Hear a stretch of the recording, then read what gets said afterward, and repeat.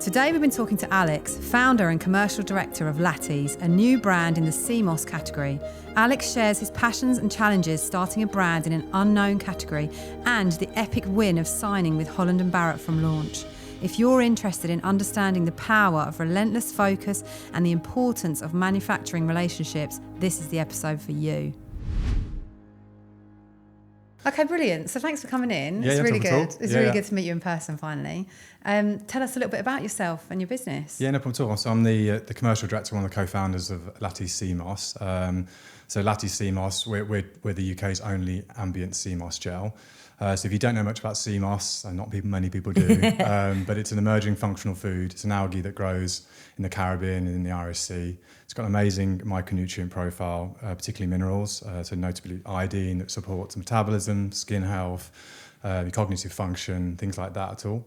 So people have been taking it for centuries, but I think for now it's how do we get that product into the mainstream, really. When you were just talking about all of the micronutrients and the benefits of sea moss, is there like an ideal customer that it's for? Probably the ideal customer is possibly the challenge we've also got to overcome is that sea moss has got loads of benefits. Yeah, because that's what I was thinking. So Yeah. it's hard sometimes to know, like with some supplements, like they're really good for like menopausal women or for like athletes. Where does sea moss fit? So sea moss at the moment is probably sort of pitched as a bit of a health and wellness product, but I think the direction of the travel of the product is to try and take it to being more of a functional product, and that's where we're starting to see the direction where we're going. So we make ours into a gel, and that's flavourless. I think you've tried it yourself. It's perfect when blended into protein shakes, smoothies, mixed into porridge, and it's quite easy as a result to incorporate that into your daily routine. I think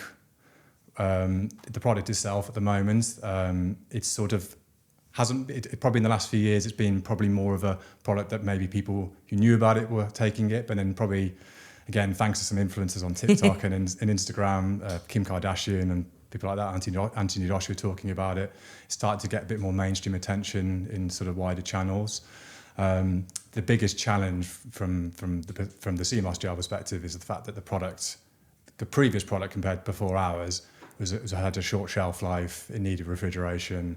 And as a result, retailers didn't really want to stock it. Yeah. So, because any kind of emerging food product typically starts obviously not from a volume point of view, isn't going to be doing huge volumes until it gets that sort of wider attention. So retailers didn't want to list it because there was always that risk of wastage or it going off and then losing money on it. So that's kind of our raison d'etre, really. We went out to try and create the UK's first ambient sea moss gel. And we went away and did that. So we created this product here, which has got a 12-month shelf life. Has no preservatives in it, and can sit on a normal shelf, and that helped us get into Holland Barrett on day one. So, which is amazing. Yeah, that's incredible. Yeah, and then subsequent to that, we've gone into some of the independent health store distributors like CLF and Suma, and it's kind of where we go for now is how do we get it to grocery, pharmacy. Just thinking of different ways to get people to eat sea moss, which must be quite challenging because the addressable market is so big, to your point. You can go, it's got so many micronutrients, anybody could have it. There's so many different avenues that you could go down in terms of, I guess, market and distribution. Yes. How do you start without getting lost? Yeah, so one of the early part of sea moss, so probably from a marketing point of view, people used to talk about it contained 90% of the vitamins and minerals in our body. So 92 of the 102 vitamins and minerals. Wow. Some people aren't too sure about that.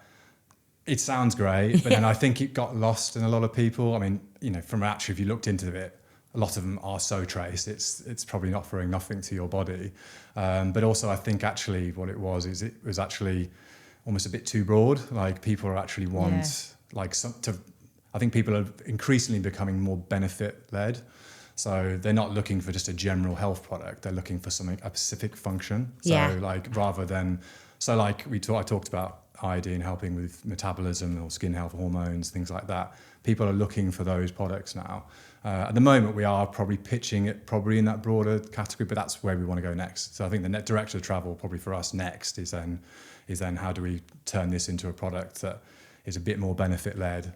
So we're going to probably lead on some of those more specific benefits probably in the next iteration of the brand, which is probably in the next few months.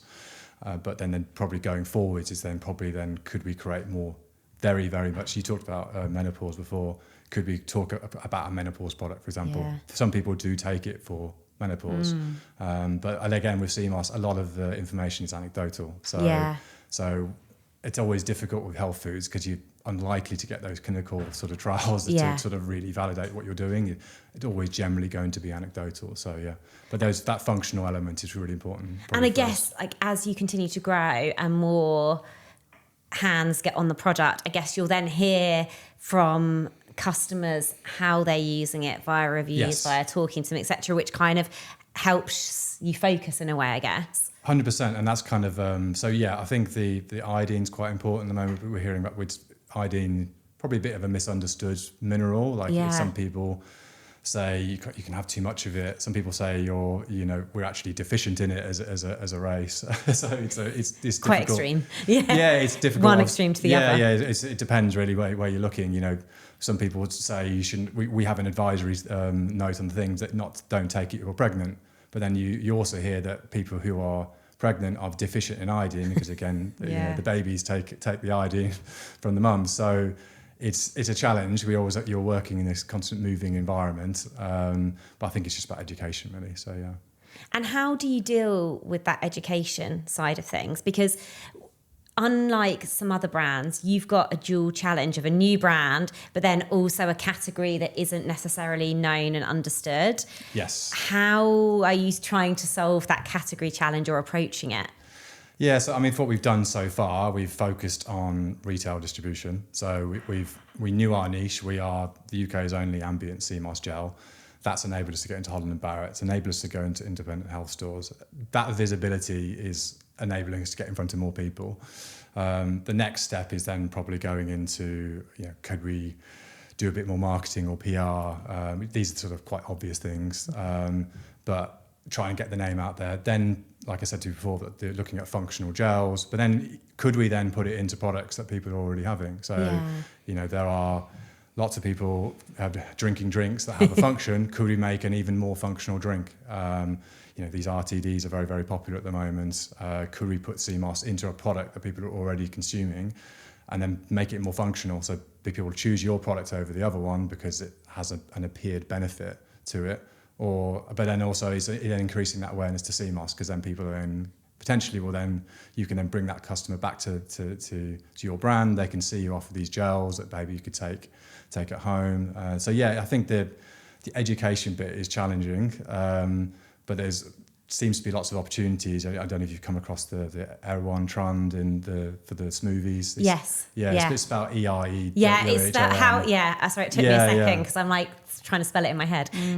These things just come out of nowhere, and it's like this is in LA a functional smoothies brand, and essentially they've just taken a smoothie and gone, let's create a smoothie for a purpose, and then they just super load them full of different interesting things. In the US, they do put CMOS in them. And that sort of trend has come over to the UK. You see Elevate, who've not too far from here actually in the bank area, have got these little functional smoothie shop. You've got Soho House, who have these functional smoothies range. So again, that's another possible avenue for us. I think it's just trying to align ourselves with different trends, and that's kind of why I like the sort of the health space, and because I think it's almost a bit different. You're always like, there's a science element to it, but there's also trends, like things can suddenly change. Whereas I think when, say, food and drink, there are trends, but probably a tad more slower pace, and it's all very taste-led. Whereas in the health and wellness space, it's all very science-driven, and that changes every single day almost, it feels like. So you obviously didn't always work in this industry. Yes. Before the Latties, like what were you up to, and like what were the lessons you've learned that you're bringing forward from that previous time to this business? Yeah. So I mean, probably like a lot of people who get into food and drink or what we're doing with health food products, they start out in a different world. I had a corporate job for 8 years. I pretty much decided to move to London to be near my friends. have a good time, and then try and climb the career ladder. I eventually, before I left the space, I was the head of enterprise sales at a large payments company. Really enjoyed the job, great people there, but I sort of knew it wasn't for me. And I took the opportunity to quit, go traveling with my wife. We just got married. I spent 4 or 5 months, traveling around the world. Something we always wanted to do, which is great. And then came back with the intention of going into the food and drink space. It was that time one of my best mates approached me about setting up the UK's first artisan canned food brand, which we did for about 6 years with limited success. But unfortunately, we actually closed that down quite recently. And in terms of lessons, probably from that, probably a couple of things really. The toll it probably took on me as a founder, probably initially. The first few years took so long to do anything. Like, it's just mad. Like, we took 3 years before we had a product we could sell. I probably really underestimated the time it would take to get from having a recipe that you develop with an agency and taking that into manufacturing. And then you're there just twiddling your thumbs, and probably took a toll on my mental health and anxiety and all these different things. It's always a challenge, and then it's like, how do I sort of get through that? And at the time, I then got a job with the manufacturer of our product, who coincidentally makes the Latties product now. So it's kind of all, you look at it and go, well, it was hard, but then it does lead, all these things, if you can apply and try and make the best of them, you can then lead into some good things as well. And it's kind of where it got to me too. So it just, the big learning was just the time really. And I think maybe in hindsight, I would have got a job at the same time, maybe try and work in the food and drink world, and maybe try and do this on the side. But who knows? You can always look back and think you could do things better. And then the second thing, to be honest, from a learning point of view, and it's something we've really applied to Latties now, is just we've just tried to get the fundamentals of the business which weren't right. For me, a food and drink brand has to do 3 things. It's got to taste good, it's got to be an enticing brand, and you've got to be commercially right for you and the consumer. And for us, we probably got the product taste right. The brand was, in the ballpark, but from a commercial point of view, it just was miles off it. It just meant we couldn't go into certain channels, we couldn't share our margin with distributors, and then we were turning down opportunities. And so I think in this day and age, there's this, and we probably see a lot of these brands that are growing, they subsidise their margin through fundraising. Yeah. I think that is dying down a little bit in the cost of living age we're in at the moment. I don't think there's that, it's just that possible. So I think unless you're in the ballpark, I think you've got to have the foundations from day one. Very, very, very, very few brands can break through that, maybe carry on just raising through growth and then try and retrieve that margin later on. It doesn't seem to work like that, in particular with cost of living inflation going up way more than sort of standard inflation. Learnings from it, but what I did learn from that, I've been hopefully reapplying now in the Latties world. So yeah. It's interesting you talk about funding, because our next question was going to be, you are scaling without funding, right? Which is a challenge. How are you going about that? And are you ever tempted just to go and fundraise, for want of another phrase? Yes and no. Yeah. I think we are. But I suppose what we've done with Latties versus what I've done in the past and is just try to have the fundamentals right. So the product makes us money. So when you go and buy that product in Holland Barrett or an independent health store, there is margin for us that covers our overheads. We can reinvest back into marketing. So the day-to-day is funded. And that's really, really important. And I think it just gives us that sort of ability to scale. Yeah. And I think if you can't do that, then it's obviously going to be a challenge, for those reasons we talked about just a minute ago. And then secondly, what we actually did was we also brought our manufacturer as a stakeholder into the business. So whilst we gave up some equity in the business, we got back a partner.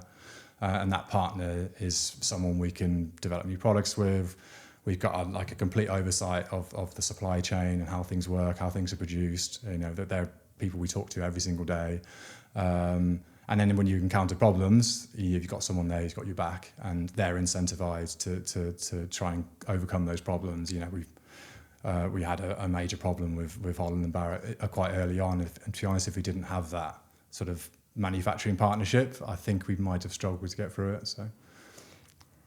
So with Holland Barrett, how did you go about getting into Holland Barrett? Because that's obviously quite a big win for such an early stage of where you're at.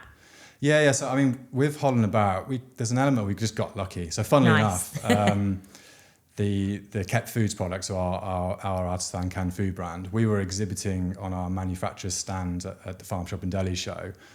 Funnily enough, a buyer from Holland Barrett came over and saw that product and thought, oh, this is interesting. We hadn't developed the Latties product, we were just talking about it at the time. And then, I spoke to them about it. It wasn't quite the right product for them, the canned food product, but they then got talking to them about the CMOS product. So it was just a bit of luck. And then coincidentally as well, they had sold CMOS previously, but it used to be in their refrigerator section. So the refrigerator section was basically where pretty much every other CMOS brand has to be sat. But they basically completely removed that section of them. So they basically just created it just for drinks. So as a result, they lost the CMOS gel, even though it was doing quite well for them. So at the time, we just coincidentally got in there and was like, we've got an ambient product now. And then they were like, oh, fantastic. We've just had to lose our existing product. So it was a pretty easy process, to be honest. They were like, we've got CMOS, we know it works, we like your product, it's got a 12-month shelf life. Happy days. So it was kind of, and then we just had to go through the onboarding process, which was quite hard work, took 9 months, but wow, had to invest in different bits of equipment so we could obviously make the product to their standards that they had. But we got there in the end and obviously got the listing, so it's fantastic. So speaking of Holland Barrett, you mentioned earlier that there was some challenges around the supply element of that. Can you tell us a little bit more about that and what you learned? So we launched last year in September 2025 with just our natural product into a select number of stores and then online as well, with the anticipation of going into the a nationwide launch in November. So we fulfilled the first order, no problems. But for the November one, unfortunately, we're unable to supply them for a number of reasons. One of them was completely out of our control. There's, I don't know if you remember the Jamaican hurricane. Do you remember that one? There was in the end of October. We had a CMOS. Some CMOS stranded there, so unfortunately we weren't able to get that over. So it just meant we weren't able to fulfill on time, and this was for the launch. So naturally, obviously, you think, oh my God, this is like we're going to lose our listing. We've worked so hard for this. We've been going for 9-12 months to go for the onboarding process. We've just supplied them once, and then you're like, what are we going to do? Naturally, this is kind of where having a manufacturing partner alongside us really, really helped. So first and foremost, we just got on the front foot. So we arranged a call with our buyer and the supply chain manager there. We're just really, really honest. We just told them what happens, what we're going to do about it. And again, we promised to keep them informed of the process. And to be honest, they were amazing. They were like, I'm really happy you didn't bullshit us. You didn't fudge around. You've come to us and been honest. You're telling us what you're going to do. And to be honest, we're like, we'll handle it internally, and you just go away and try and solve the problem. So that was when we were working with our manufacturing partner, and this was their busiest time of year. So our manufacturing partner is a lovely farm down in Cornwall called Norton Barton. They make amazing pâtés, rillettes, tinned fish, crackers. So this is their busiest time of year. This is when they supply all their products that go onto an amazing picky bits board at Christmas. So this is you couldn't pick a busier time for this problem to happen. But because they were such a collaborative partner, we were just able to get through that backlog with them. And then in the end, we actually only supplied them about 2 weeks late. It was just a challenging time. But I think the learning we had was just being honest. I think some people just try and just try and lie or just try, and I think the best thing always is to be honest. And then we've obviously taken learnings from it. It was difficult for us to do this at the time, but we know what the orders are going to be roughly. So we make in advance a number of products on a monthly basis. So we've always got products in the warehouse now. So it just means you've got an additional buffer if you were to encounter a problem in the future, because you can obviously supply a decent amount of number from your own warehouse. And then we just, because the product's coming across an ocean, we now just stock a lot more CMOS because you have to really. So it was a challenging time, but I think sometimes it kind of brings out the best of you, trying to overcome those things. So. And it sounds like having a manufacturing partner that's an actual partner is really essential to success and being able to handle some of these situations. Yeah, and they're also they're in food and drink. They kind of understand the game, if you know what I mean. Yeah. So they're also able to provide advice, and they understand the pressures we're under, how you do things and things like that. I think if we didn't, it's not like they're just a sort of some random company. They're actually, they sit on, the chairman is one of the co-founders. He sits on the board. And it was where I used to work as well. So I've got a relationship with the team there. So it's kind of nice to have that sort of collaborative approach. And then going back to before about we talk about the fundraising and stuff like that. I think we've obviously got a partner there, but from a fundraising point of view, we probably will go into fundraising. It's just we're going to be doing it very much sort of on a focused basis if we do it. We've rather than just raising some money just for growth, we want to go, well, it's going to fund this product or it's going to fund this bit of marketing, which is specific for this level of marketing we want to do. So what we want to do is get the fundamentals right, and then when we do eventually get to the point of fundraising, is to maybe accelerate our growth to the agreed goal we've all got. So yeah, it's more of a targeted approach from that point of view. And I think that's really interesting because a lot of what you talk about is being focused. Yes. And that I think a lot of brands, people, humans struggle with is bringing focus to work. Yes. So I've gone completely off script, but how do you maintain focus and not get excited? Because even just the product and the category, there's so many things that you could solve, so many things that you can do. How do you maintain that controlled focus? Yeah, I mean, for me, you're probably asking the wrong person, because I'm working in sales or commercial. I love getting excited by things. I'm always trying to find an angle in. It's always, and that's why I love working on that commercial side of things. You're always trying to get in, or what's my angle in with this person? What's my angle in with that person? So yeah, you're probably asking the wrong person. But but as a business, I think we've tried to be focused in that we're very aware of what we're good at, and we're also very aware of what we're not so good at. And it's about focusing on those things you're good at. We know we've got the most retail friendly product. So we've hammered the retail sector because we know our competition are going to walk into that store or Holland Barrett and go, well, our product's going to go off in 2 weeks. Yeah. And we won't. We can obviously go in there and say it won't. So we're trying to focus on where we can win, and we can win well. It's kind of why we've not done D2C. Most brands, they start and they do D2C and they just write, well, we're going to sell into our knitting networks. The margin's obviously a lot better when you go D2C, because obviously you're not sharing it with any kind of retailer. You've obviously got to reinvest that money back into marketing. But for us, if we were to do D2C, we'd be competing with people that are already doing it. And the benefits of an ambient product are less apparent for a consumer, because they're just buying a couple of jars or one jar. Yeah. It's going to go and sit in the fridge anyway. They're probably going to consume it in a couple of weeks. So there's not a huge benefit. Our benefit is for the retailer, the distributor, who's going to sit in a warehouse potentially for weeks or months on end, and then go into shops. So we've decided really very much so to focus on that element really. And then we might go into other parts of D2C, like Amazon, for example, is very attractive for us, and that's something we're actively about to go and do. Because Amazon, we can supply a warehouse, and Amazon, we'd be the only brand that was selling through Amazon Prime. So it's in a D2C element, but we know obviously that the customer's obviously going to get it through Prime next day, and that's going to be an advantage over the existing brands where they're fulfilling it in 3 days and charging them £5 to do so. That's probably where we're trying to be a bit more focused.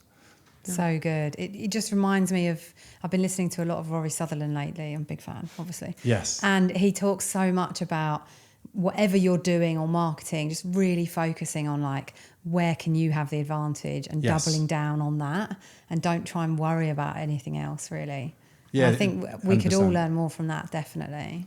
Yeah, I remember something I picked up from the corporate world. I remember some very senior person saying it in this leadership camp I went on, and it was there's this know what you're good at and what you're bad at, and just focus on the things you're good at, and then just try and improve on the things you're bad at. For us, we still can go into D2C, but we're going to do it probably at the right time, or maybe when we're well known, and you can go in there as a bit of a stronger version of you, so you can overcome potentially other brands who've already got a bit of a stake in that sector. So 100%. It's just being focused is really, really important. Totally.